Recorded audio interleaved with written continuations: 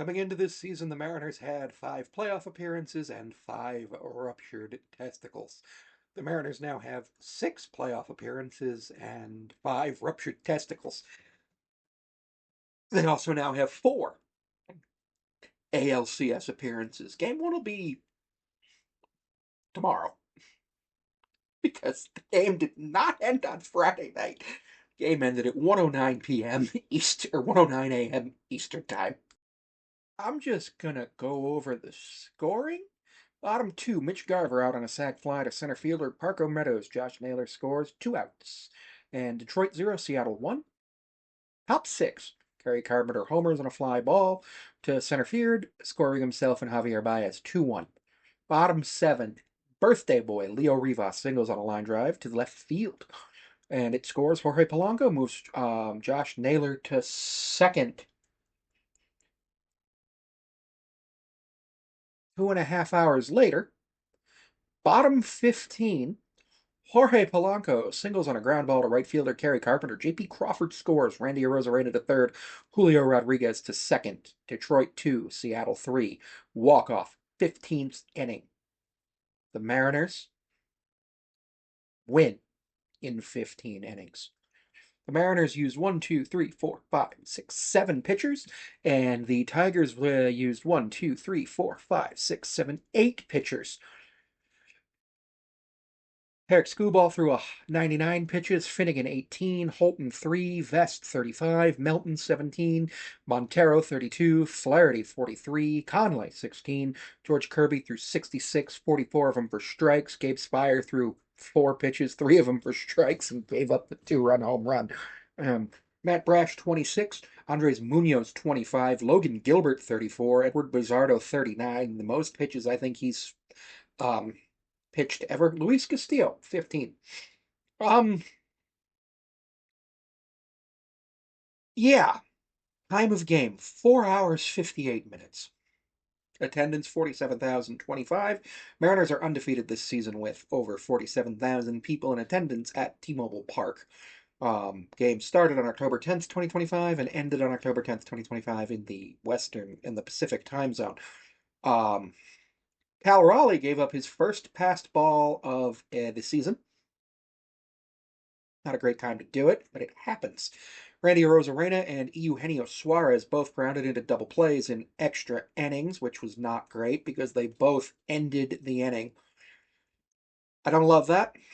Naylor had a steal, and Victor Robles got caught stealing twice. His second caught stealing actually is what set up the 15th inning because it happened in the middle of the J.P. Crawford plate appearance, and he became that third out, meaning J.P. was able to come back in and have a completely different approach. Mitch Garver had an RBI, Jorge Polanco had an RBI, and Leo Rivas had an RBI.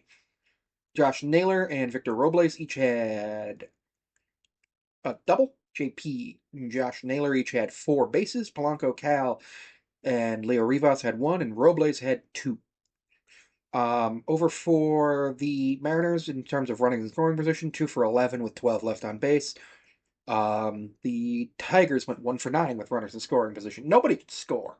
Nobody could freaking score for this game, obviously. It went 15 innings. And there's no Manfred runner in the postseason, which I think is overall a good decision. It just meant that, this game started at 8 p.m. my time, and it's now 1 a.m. As I'm filming this. So, yeah. Mariners pitching did really well. George Kirby went 5 innings, 3 hits, 1 run. It was earned, walked 1, and struck out 6. The earned run came on the Kerry Carpenter home run. It was a earned run, inherited runner scored. George was pulled in that 19th at bat because we did not want him to face Kerry Carpenter. We wanted Gabe Spire in there. Unfortunately, Gabe Spire's pitched every game, and Kerry Carpenter's seen him every game. Kerry Carpenter was able to hit the home run. 2/3 of an inning, 1 hit, 1 run. It was earned. It was a home run and a blown save for him. Matt Brash came in, 2 innings pitched, strikeout, 2 strikeouts.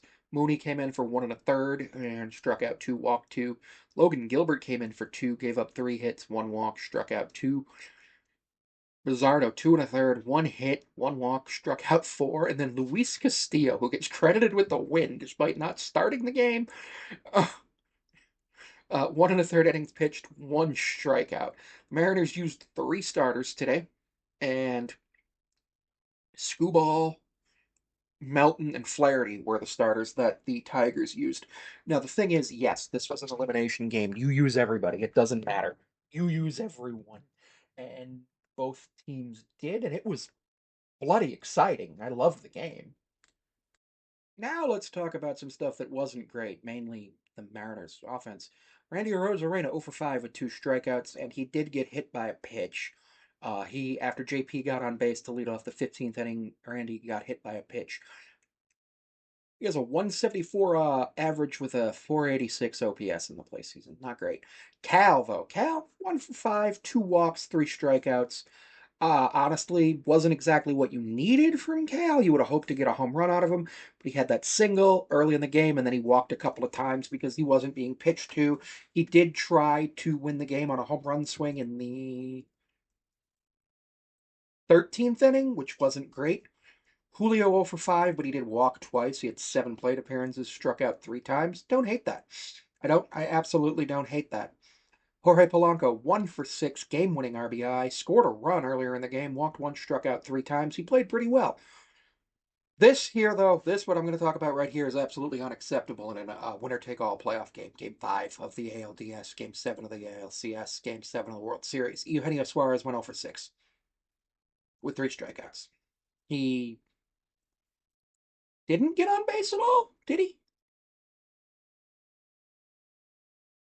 Yeah, no, he didn't get on base at all. He played decent defense, but honestly, at that point, you don't the even gold glove level, even platinum glove level defense doesn't fix it when you're literally 0 for 6 with 3 strikeouts. Obviously, I know sometimes you strike out, you deal with strikeouts for that power that he has, but he hasn't brought the power all season. Um, he's got like 3 homers as a Mariner since he's come back, 3 or 4. Not great. Josh Naylor, 3 for 6, scored a run. Really good. Josh Naylor, new dad energy. Mitch Garver was 0 for 1 with a strikeout and a sac fly. He got the scoring started. He was pinch hit for Dom Canzone, who recorded no stats. What?